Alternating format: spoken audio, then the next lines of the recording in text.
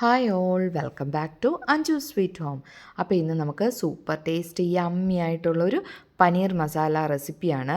അപ്പോൾ അതിന് വേണ്ട സാധനങ്ങളെല്ലാം ഇവിടെ എടുത്തു വെച്ചിട്ടുണ്ട്.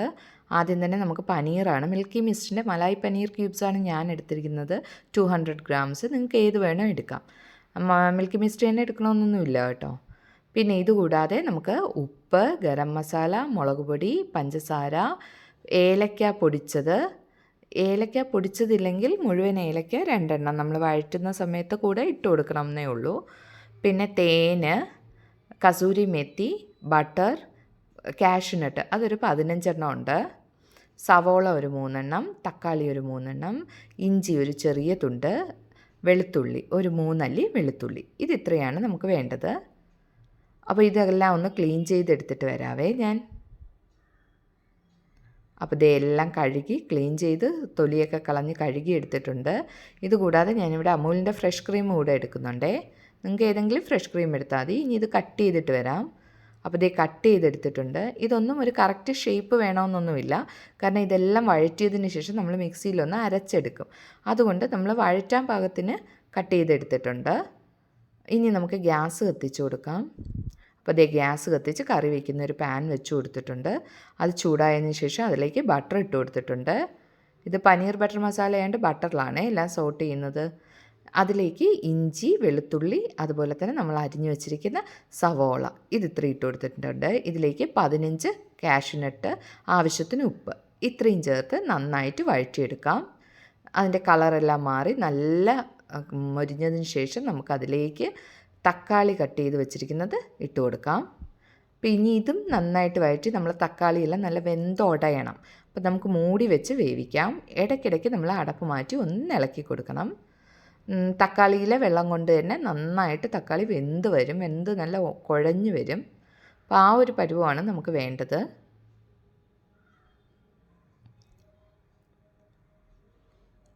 അപ്പോൾ ദേ ഇവിടെ തക്കാളിയെല്ലാം നന്നായിട്ട് ഉടഞ്ഞു വന്നിട്ടുണ്ട്. ഇനി നമുക്കിതിലേക്ക് പൊടികൾ ഇട്ട് കൊടുക്കാം. 1 ടേബിൾ സ്പൂൺ മുളക് പൊടി, 1/4 teaspoon garam masala, kasuri methi 1 table spoon, പിന്നെ ഏലക്ക ഒരു 1/4 ടീസ്പൂൺ ഇട്ട് കൊടുത്തിട്ടുണ്ട്. നിങ്ങളുടെ കയ്യിൽ ഏലക്ക പൊടി ഇല്ലയെന്നുണ്ടെങ്കിൽ 2 ഏലക്ക ആദ്യം സവോള ഇട്ടില്ലേ അതിൻ്റെ കൂടെ തന്നെ ഇട്ട് വഴറ്റിയെടുത്താൽ മതിയാവും. പിന്നെ ഇതിൻ്റെ പച്ചമണമെല്ലാം മാറുന്നവരെ നമുക്ക് ഇളക്കി കൊടുക്കാം. അപ്പോൾ ഇളക്കി എടുത്തിട്ടുണ്ട്. ഇനി അത് നന്നായിട്ട് തണുത്തതിന് ശേഷം മിക്സിയിൽ അരച്ചെടുക്കാം. ആ പാത്രം തന്നെ ഒന്ന് കഴുകി എടുത്തതിന് ശേഷം ഒരല്പം ബട്ടർ ഇട്ട് കൊടുത്തിട്ടുണ്ട്. അതിലേക്ക് നമ്മൾ എടുത്ത് വെച്ചിരിക്കുന്ന പനീറിട്ട് ഒന്ന് ചെറുതായിട്ട് ടോസ്റ്റ് ചെയ്തെടുക്കാം. ഒരുപാട് കളർ മാറുകയോ മൊഴിയുകയോ ഒന്നും ചെയ്യണ്ട. ചെറുതായിട്ടൊന്ന് ടോസ്റ്റ് ചെയ്താൽ മതി. ഒരു ചെറുതായിട്ട് ലൈറ്റ് ഗോൾഡൻ ബ്രൗൺ കളറാകുമ്പോൾ നമ്മൾ മിക്സിയിൽ അരച്ച് വെച്ചിരിക്കുന്നില്ലേ നേരത്തെ ഇത് നമ്മൾ വഴറ്റിയെടുത്ത അരപ്പെല്ലാം കൂടെ അത് അരച്ച് വെച്ചിരിക്കുന്ന പേസ്റ്റ് നമുക്ക് ഇതിലേക്ക് ഒഴിച്ചു കൊടുക്കാം. അപ്പോൾ ഇനി ഇതിലേക്ക് നമുക്ക് ആവശ്യത്തിന് വെള്ളം, അതായത് ഞാനിവിടെ ഒരു 2 കപ്പ് വെള്ളം ചേർത്ത് കൊടുക്കുന്നുണ്ട്. തിളച്ച വെള്ളമാണ് ചേർത്ത് കൊടുത്തിരിക്കുന്നത്. അപ്പോൾ നമ്മുടെ മിക്സിയുടെ ജാറ് കൂടെ കഴുകി നമുക്ക് വെള്ളം ചേർത്ത് കൊടുക്കാം. ഇനി ഇത് നന്നായിട്ടൊന്ന് തിളക്കട്ടെ. അപ്പോൾ അതിലേക്ക് നമുക്ക് 1 ടേബിൾ സ്പൂൺ പഞ്ചസാര ഇട്ട് കൊടുത്തിട്ടുണ്ട്. ഇനി 1 ടേബിൾ സ്പൂൺ തന്നെ തേനും കൂടെ ഒഴിച്ചു കൊടുക്കണം. അപ്പോൾ നന്നായിട്ട് തിളച്ചിട്ടുണ്ട്. തിളച്ചതിന് ശേഷമാണ് നമ്മൾ പഞ്ചസാരയും തേനും ചേർത്ത് കൊടുക്കേണ്ടത്. തേൻ ചേർത്ത് കഴിഞ്ഞാൽ പിന്നെ തിളക്കേണ്ട ആവശ്യമില്ല. അപ്പോൾ ഇത് തേനും പഞ്ചസാരയും ചേർത്തു. ഇനി നമുക്കിത് ടേസ്റ്റ് ചെയ്ത് നോക്കാം. ഇതിൽ ഉപ്പെങ്ങാനും കുറവുണ്ടെങ്കിൽ അത് ഇട്ട് കൊടുക്കുക.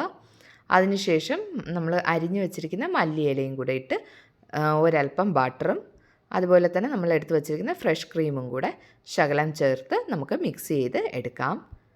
മതി. നമ്മൾ ഗ്യാസ് ഓഫ് ചെയ്ത് കൊടുത്തിട്ടുണ്ട്. ഇനി തിളക്കേണ്ട കാര്യമൊന്നുമില്ല. നമ്മുടെ കറി റെഡി ആയിട്ടുണ്ട്. ഇനി നമുക്കിത് സെർവിങ് ബൗളിലേക്ക് മാറ്റാം. അപ്പോൾ എല്ലാവരും കണ്ടല്ലോ, വളരെ പെട്ടെന്ന് വളരെ ഈസി ആയിട്ട് നമുക്ക് ചെയ്തെടുക്കാൻ പറ്റുന്ന ഒരു റെസിപ്പിയാണ്. നമ്മൾ ഇപ്പോൾ സാധാരണ ഇത് ഹോട്ടലുകളിൽ പോയാണ് കഴിക്കുന്നത് അല്ലേ. അപ്പോൾ ഇനി ഇത് ഈസി ആയിട്ട് വീട്ടിൽ തന്നെ നമുക്ക് തയ്യാറാക്കാം. അപ്പോൾ എല്ലാവർക്കും ഈ വീഡിയോ ഇഷ്ടമായെങ്കിൽ നിങ്ങൾ ലൈക്ക് ചെയ്യണം, ഫ്രണ്ട്സിനും ഫാമിലിക്കും ഷെയർ ചെയ്ത് കൊടുക്കണം. ഇതുവരെ സബ്സ്ക്രൈബ് ചെയ്യാതെയാണ് കാണുന്നതെങ്കിൽ താഴെ കാണുന്ന സബ്സ്ക്രൈബ് ബട്ടൺ പ്രസ് ചെയ്ത് എന്നെ സപ്പോർട്ട് ചെയ്യണം. അപ്പോൾ ഇതുവരെ സപ്പോർട്ട് ചെയ്ത എല്ലാവർക്കും thank you for watching. By.